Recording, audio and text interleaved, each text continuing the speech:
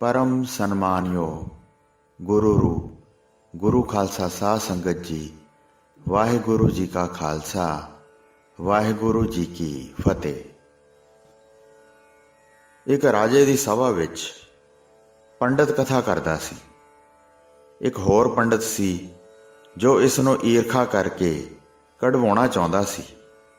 उस पंडित ने राजे की सभा विच जाके कहा कि हे राजन, जो पंडित आप जी की सभा विच कथा करता है वह विद्वान नहीं है, केवल आपनू धोखा दे रहा है।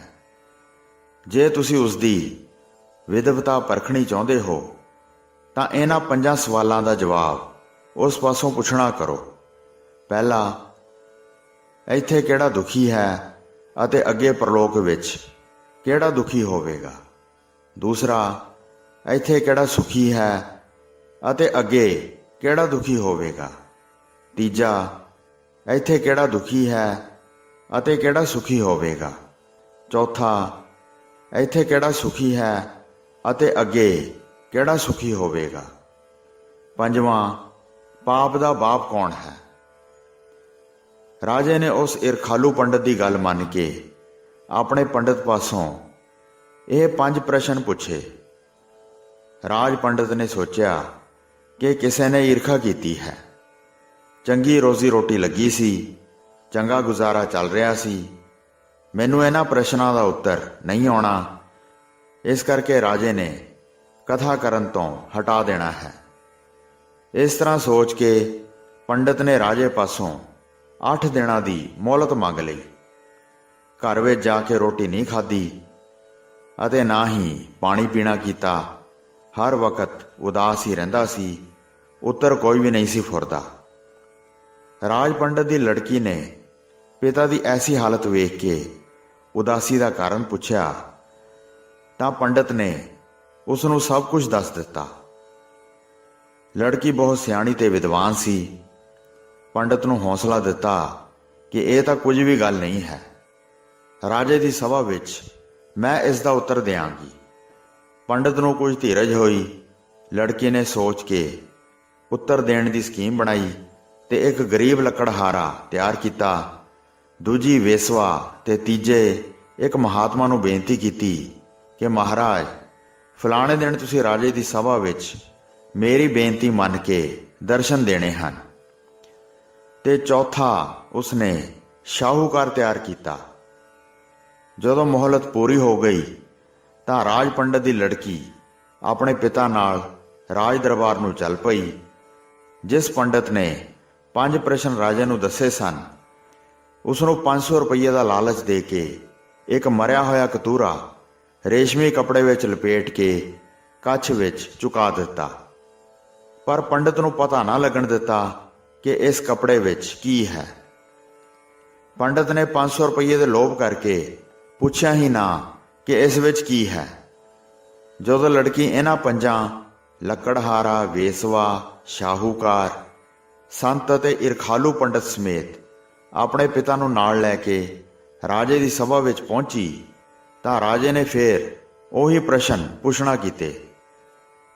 पहला, इत्थे किहड़ा दुखी है अते अगे परलोक विच कौन दुखी होवेगा।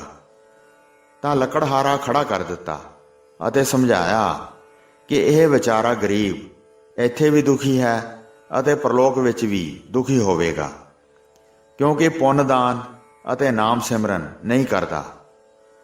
दूजा, इत्थे किहड़ा सुखी है अते किहड़ा दुखी है।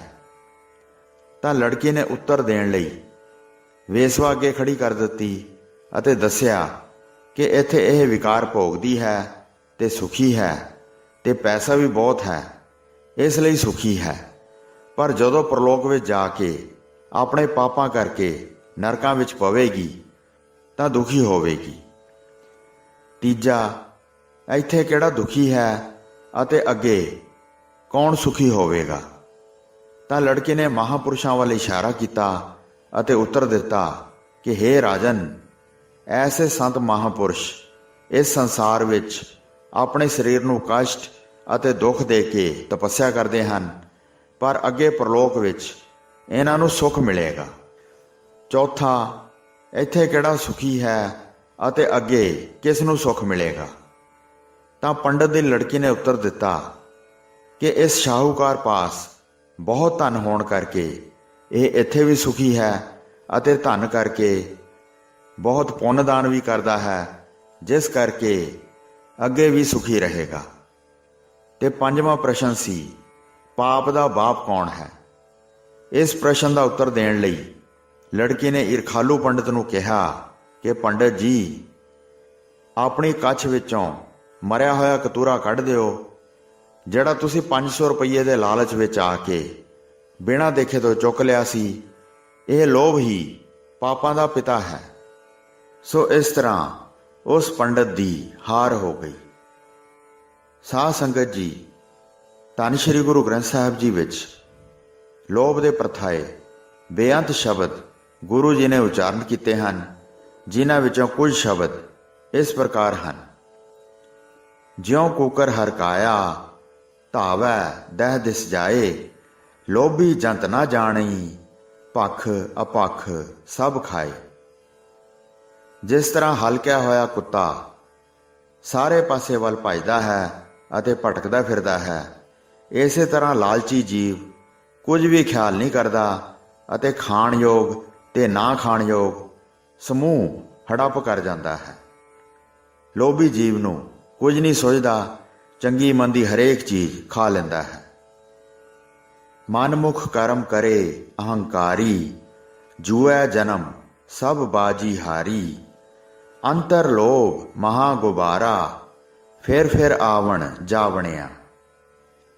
ਆਪਣੇ ਹੀ ਮਨ ਦੇ ਪਿੱਛੇ ਤੁਰਨ ਵਾਲਾ ਮਨੁੱਖ ਭਾਵੇਂ ਆਪਣੇ ਵੱਲੋਂ ਮਿੱਥੇ ਹੋਏ ਧਾਰਮਿਕ ਕੰਮ ਕਰਦਾ ਹੈ, ਪਰ ਅਹੰਕਾਰ ਵਿੱਚ ਮੱਤਾ ਰਹਿੰਦਾ ਹੈ ਕਿ ਮੈਂ ਧਰਮੀ ਹਾਂ। ਉਹ ਮਨੁੱਖ ਮਾਨੋ ਜੂਏ ਵਿੱਚ ਆਪਣਾ ਜੀਵਨ ਹਾਰ ਦਿੰਦਾ ਹੈ। ਉਹ ਮਨੁੱਖਾ ਜੀਵਨ ਦੀ ਬਾਜੀ ਹਾਰ ਜਾਂਦਾ ਹੈ। ਉਸ ਦੇ ਅੰਦਰ ਮਾਇਆ ਦਾ ਲੋਭ ਪ੍ਰਬਲ ਰਹਿੰਦਾ ਹੈ। ਉਸ ਦੇ ਅੰਦਰ ਮਾਇਆ ਦੇ ਮੋਹ ਦਾ ਘੁੱਪ ਹਨੇਰਾ ਪਿਆ ਰਹਿੰਦਾ ਹੈ। ਉਹ ਮੁੜ ਜਨਮ ਮਰਨ ਦੇ ਗੇੜ ਵਿੱਚ ਪਿਆ ਰਹਿੰਦਾ ਹੈ।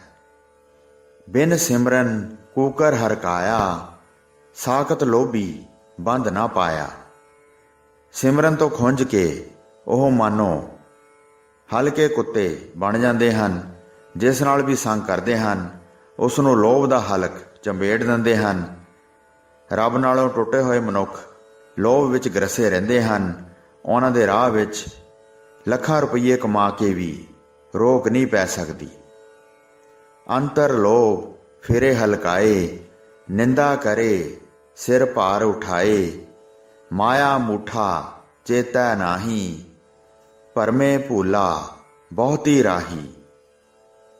ਹੇ ਭਾਈ, ਉਂਝ ਤਾਂ ਇਹ ਪੰਡਤ ਆਪਣੇ ਆਪ ਨੂੰ ਵੇਦ ਆਦਿਕ ਧਰਮ ਪੁਸਤਕਾਂ ਦੇ ਗਿਆਤਾ ਜ਼ਾਹਰ ਕਰਦੇ ਹਨ, ਪਰ ਇਹਨਾਂ ਦੇ ਮਨ ਵਿੱਚ ਲੋਭ ਠਾਠਾਂ ਮਾਰ ਰਿਹਾ ਹੈ।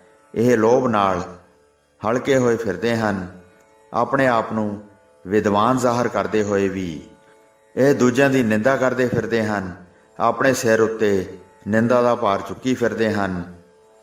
ਗੁਰੂ ਜੀ ਸਮਝਾਉਂਦੇ ਹਨ, ਮਾਇਆ ਦੇ ਮੋਹ ਦੇ ਹੱਥੋਂ ਆਪਣੇ ਆਤਮਿਕ ਜੀਵਨ ਦੀ ਰਾਸ ਪੂੰਜੀ ਲੁਟਾ ਬੈਠਾ ਇਹ ਪੰਡਤ ਪਰਮਾਤਮਾ ਨੂੰ ਚੇਤੇ ਨਹੀਂ ਕਰਦਾ, ਇਸ ਪਾਸੇ ਧਿਆਨ ਨਹੀਂ ਦਿੰਦਾ।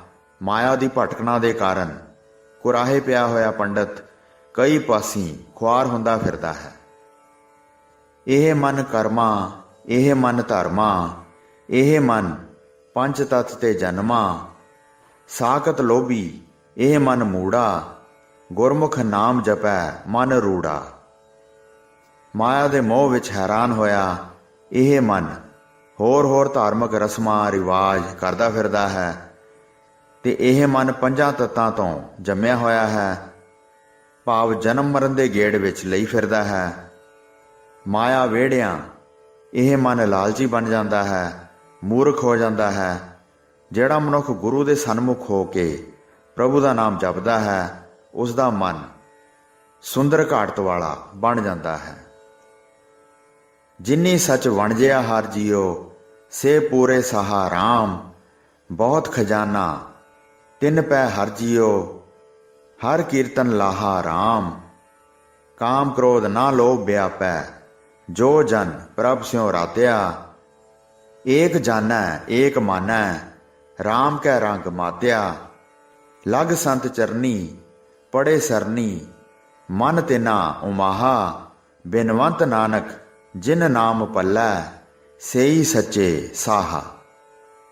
जिन्हां मनुखां ने सदा सदा थिर रहण वाले हर नाम ਦਾ ਵਪਾਰ ਕੀਤਾ ਹੈ, ਉਹ ਭਰੇ ਭੰਡਾਰਾਂ ਵਾਲੇ ਸ਼ਾਹੂਕਾਰ ਹਨ। ਉਹਨਾਂ ਪਾਸ ਹਰ ਨਾਮ ਦਾ ਬਹੁਤ ਖਜ਼ਾਨਾ ਹੈ।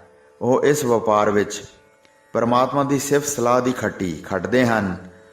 ਜਿਹੜੇ ਮਨੁੱਖ ਪਰਮਾਤਮਾ ਨਾਲ ਰਤੇ ਰਹਿੰਦੇ ਹਨ, ਉਹਨਾਂ ਉੱਤੇ ਨਾ ਕਾਮ, ਨਾ ਕ੍ਰੋਧ, ਨਾ ਲੋਭ, ਕੋਈ ਵੀ ਆਪਣਾ ਜ਼ੋਰ ਨਹੀਂ ਪਾ ਸਕਦਾ। ਉਹ ਇੱਕ ਪਰਮਾਤਮਾ ਨਾਲ ਹੀ ਡੂੰਘੀ ਸਾਂਝ ਪਾਉਂਦੇ ਹਨ, ਉਸ ਨੂੰ ਹੀ ਪੱਕਾ ਸਾਥੀ ਮੰਨਦੇ ਹਨ ਤੇ ਉਸ ਦੇ ਪ੍ਰੇਮ ਰੰਗ ਵਿੱਚ ਮਸਤ ਰਹਿੰਦੇ ਹਨ।